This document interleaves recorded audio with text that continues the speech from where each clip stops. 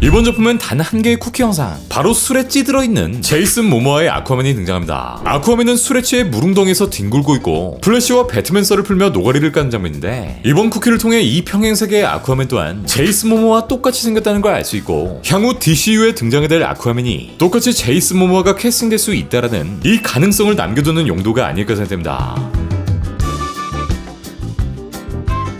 그렇다면 이번 작품의 카메오를 총정리해볼게요. 일단 첫 장면의 슈퍼맨, 과테말라 화산 폭발 사건에 투입된 슈퍼맨인데, 우리의 헨리 카빌 슈퍼맨이 히트 비전을 쏘고 있는 장면이 아주 잠깐 이 뉴스 화면에 송출됩니다.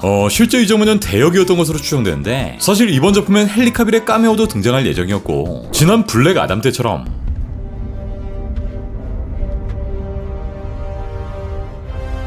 Black Adam. We should talk. 약 3억 2천만 원의 출연료도 가져가셨다는데, 원래 내용은 스피드포스를 사용 중인 슈퍼맨을 발견한 플래시가 "아니 여태 여기 있었어?" 라고 말하는 내용이었다고 하죠. 이번 플래시에서 마지막으로 얼굴 한번 봤으면 좋았을 텐데 아니다. 다음으로 등장하는 우리의 원더우먼. 네, 예상치 못한 장면에서 예상치 못한 외모와 함께 등장합니다.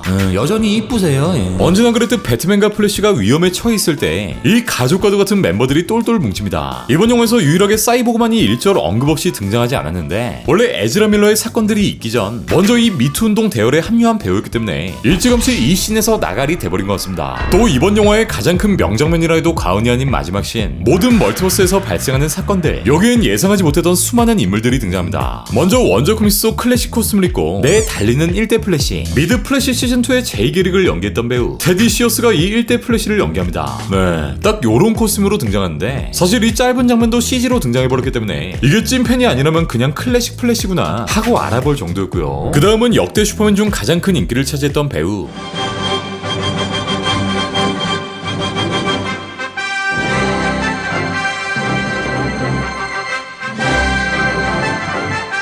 (1978년) 슈퍼맨으로 이락 스타덤에 올랐던 크리스토퍼 리브의 슈퍼맨이 등장합니다. 네, 당연히 CG 얼굴로 등장하시는데, 이 얼굴을 아시는 70년대생 분들이나 80년대 초중반 팬들의 경우 굉장히 환호할 만한 등장이 아니었을까 싶고요. 물론 지금은 이 세상에 안 계시지만, Ladies and gentlemen, Christopher Reeve.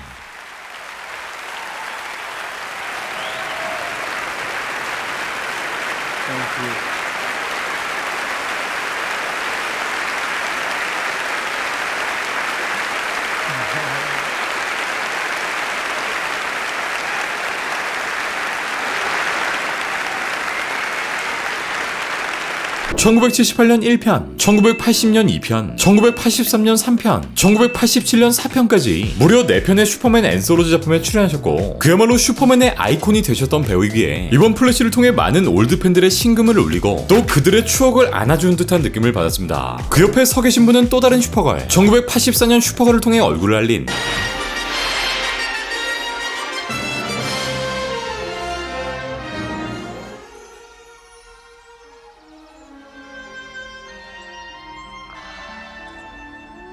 배우 헬렌 슬레이터의 모습도 보이고요. 자, 그 다음으로 정말 의외의 인물, 이미 무시에티 감독의 인터뷰를 통해 공개되었던 우리의 고스트라이더, 장발의 니콜라스 케이지 슈퍼맨이 등장합니다. 제 개인적으로는 그냥 웃음벨이었고요. 케이지 슈퍼맨은 또 다른 멀티버스의 슈퍼 거미와 전투를 벌이고 있었는데, 우리나라에선 이 형의 얼굴이 슬슬 잊혀져가고 있고, 그래서인지 사실 관객들의 반응이 좀 아리송했던 것 같습니다. 사실 니콜라스 케이지는 1990년 팀 버튼 감독이 제작한 슈퍼맨 라이브스에 슈퍼맨으로 출연할 예정이었고, Mint stuff seems pretty good. Yeah, I mean, you were saying it'll feel a little looser the more I wear it. Yeah, it's really tight. This is great. Look at that. We'll get off of this after. That's another, that's something that, I was gonna treat it again the same way. 여기엔 케빈 스페이시가 연기하는 렉스 루터, 크리스 락이 연기하는 지미 올슨, 마지막으로 키트논까지 그대로 등장할 예정이었는데, 2000년대 초반 실제 영화의 작업이 진행되면서 팀 버튼 감독과 스튜디오가 마찰을 빚게 되었고, 결국 이 작품의 제작은 중단되어 버립니다. 어쨌든 그렇게 세상에 나오지 못했던 이 형의 슈퍼맨이 거의 30년 만에 플래시를 통해 데뷔한 셈이죠. 추가로 우리에겐 익숙하지 않은 올드 캐릭터의 배우들, 1951년 슈퍼맨과 몰맨, 슈퍼맨의 모험 속 주인공이었던 조지 리브스의 슈퍼맨, 1966년 배트맨, 이 작품의 주인공인 아담 웨스트의 배트맨, 이분들은 당연히 CG로 등장하셨고 엄청 빨리 지나갔어. 그리고 영화의 마지막엔 이 영화의 감독 베리에게 간식을 빼앗기는 무시에티 감독까지 깨알같이 출연합니다. 아쉽게도 슈퍼맨 리턴즈의 브랜든 라우스, CW 버스의 슈퍼맨인 타일러 후출린, CW 버스의 플래시인 그랜트 거스틴.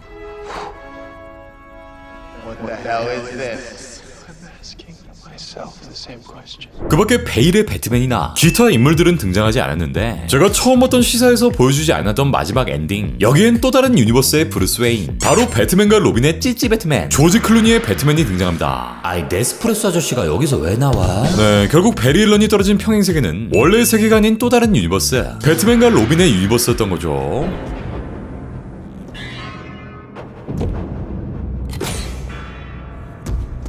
안타깝게도 조지 클루니는 이 한 편의 영화, 조엘 슈머 감독의 영화에 한 차례 출연했지만 그냥 그 팬들의 머릿속엔 찌찌 슈트만 남기면서 초라하게 퇴장해버린 바 있었고요. 이번 영화에선 이렇게 DC의 수많은 과거 캐릭터들, 과거의 DC 히어로들을 등장시키며 거대한 팬 서비스를 선사했고, 지금까지 이들이 걸어온 길을 한꺼번에 보여주면서 과거 DC 배우들에 대한 예우, 그리고 앞으로의 DC에 대한 기대감을 동시에 느낄 수 있었습니다.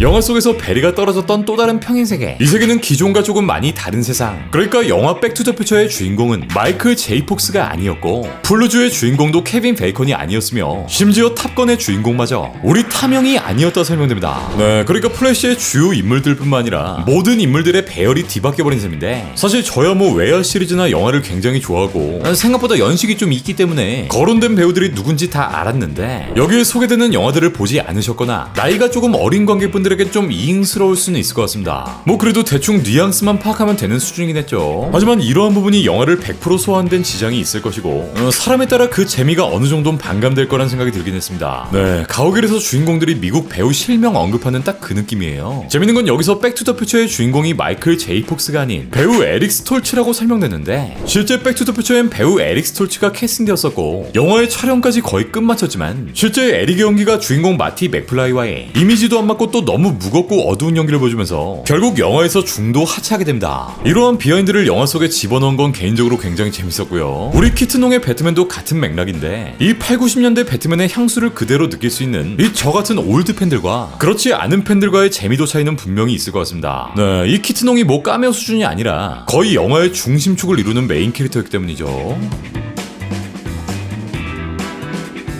첫 번째로 기억에 남는 건 플래시의 스피드포스, 앞서 말했던 초반 액션 시퀀스인데, 사실상 모든 영화에서 이미 다 나올 대로 나온 이 단물 빠질 대로 빠진 스피드스타의 모습일 수도 있었지만, 연출 자체가 기존에 볼 수 없었던 연출이었기에 제 개인적으로는 상당히 인상 깊었습니다. 사실 뭐 아기 구출씬 이후에 보여준 스피드포스 씬들의 경우 이 대오표의 퀵실버,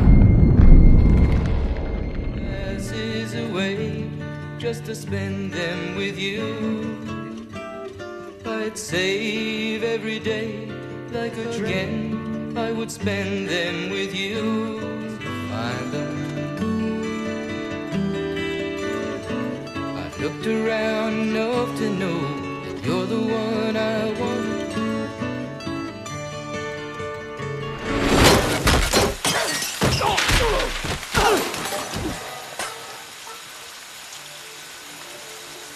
이 신박했던 장면을 이기긴 힘들었으나 두 플래시의 티키타카 전투씬들, 또 과거로 돌아가는 장면들에선 색다른 연출과 매력을 느낄 수 있었습니다.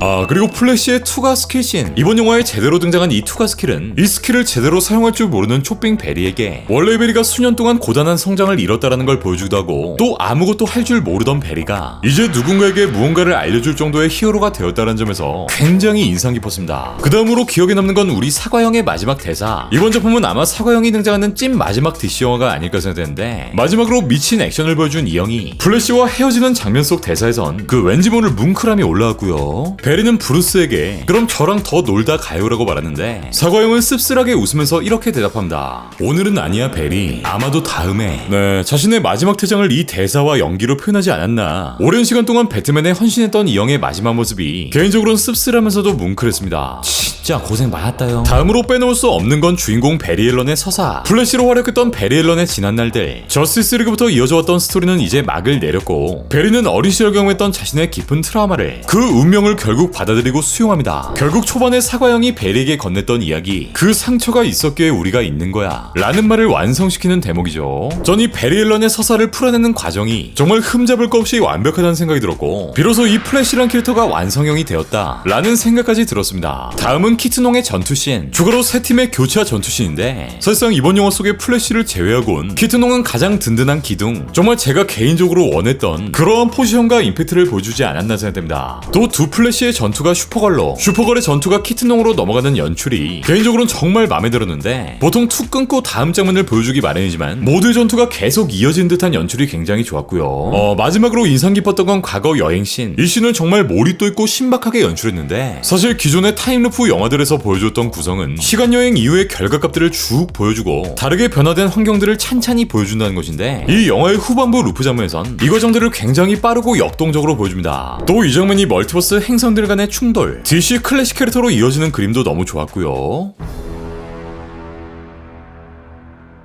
무시티 감독은 지난 인터뷰를 통해 이만큼 플래시를 연기할 배우는 없을 것이다, 에즈라 밀러를 계속 안고 갈 것이다 라고 밝혔지만, 일단 이번 영화의 엔딩 자체가 조지 클루니 엔딩, 그러니까 아예 버려진 유니버스에 에즈라 밀러를 떨궈 놓고 온 셈이라 사실상 에즈라 밀러의 플래시를 버렸다고 해도 무방할 것 같습니다. 앞서 유출되었던 원래 영화의 엔딩,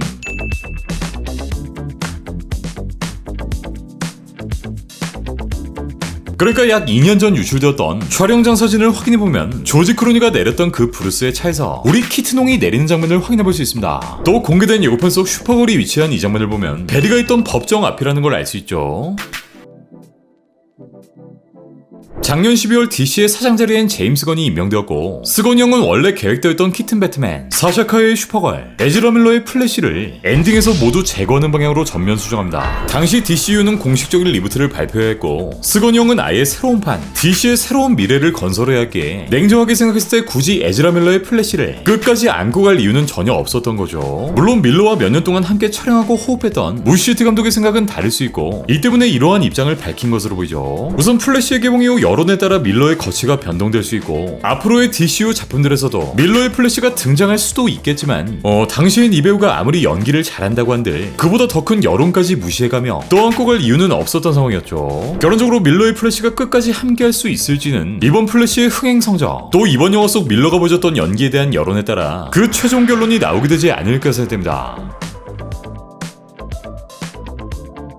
일단 이번 작품은 지금까지 멀티버스를 다룬 모든 히어로 영화 중 그 활용도나 표현에 있어 가장 완벽하게 풀어낸 작품이 아닐까 생각됩니다. 또 베리 앨런, 플래시를 완벽하게 연기한 에즈라 밀러, 이걸 옆에서 맛있게 살려준 배트맨의 역할도 너무 완벽했고요. 이번 영화는 시간을 되돌릴 수 있다면 이라는 주제를 영화 내내 보여주는데, 사람은 누구나 과거의 행동을 후회하고 만약 그때 다른 선택을 했다면 어땠을까, 그때 그 선택을 했다면 지금은 달랐을까 라는 생각을 하며 살아갑니다. 개인적으로는 플래시에서 이 주제를 표현하는 과정들, 그 감정선들이 너무도 좋았고, 이 영화를 보는 모든 이들을 위해 건네는 위로의 메시지 같은 영화라는 생각이 들었습니다. 저는 F라서 마지막 슈퍼마켓 씬에선 진짜 눈물이 안 날 수가 없더라고요. 너 티바 씨야? 이번 영화는 DC 팬들에겐 정말 고마운 영화라 생각되고, 히어로물을 좋아하는 팬이라면 정말 싫어할 수 없는 영화라 생각됩니다. 그리고 앞으로의 DCU가 어떤 길을 걸어나갈지 그 길 또한 응원하고 충분히 기대하게 만드는 작품이었습니다. 영상이 생각보다 너무 많이 길어졌는데 그만큼 재밌게 봤고 할 말도 진짜 많았네요. 여기까지 봐주신 분들 너무 감사하고요. 재밌게 보셨으면 구독, 좋아요 까지만 해. 그럼 전 다음 영상으로 다시 오겠습니다.